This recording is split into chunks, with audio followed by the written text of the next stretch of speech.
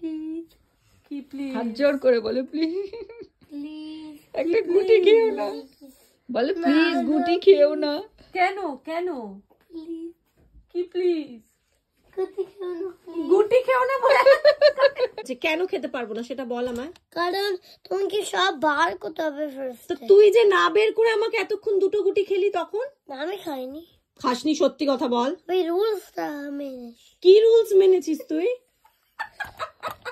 But এটা আমার turn।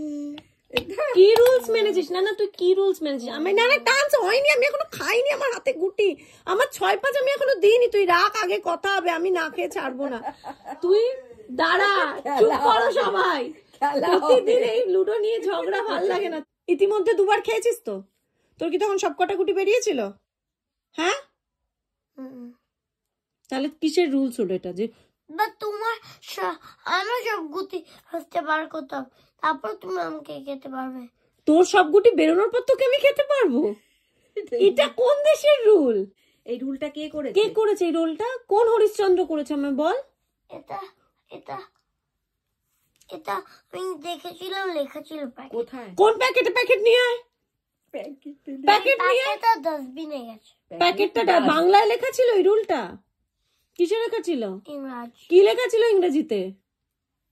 You couldn't just when your all the goodies were গুটি, all the goodies. all the things are inside.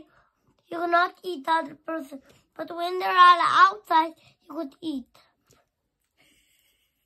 এটা লেখা ছিল দিনে ডাকা দিনে ডাকাত। সত্যি ঠাকুমা বলতো, মনে আছে?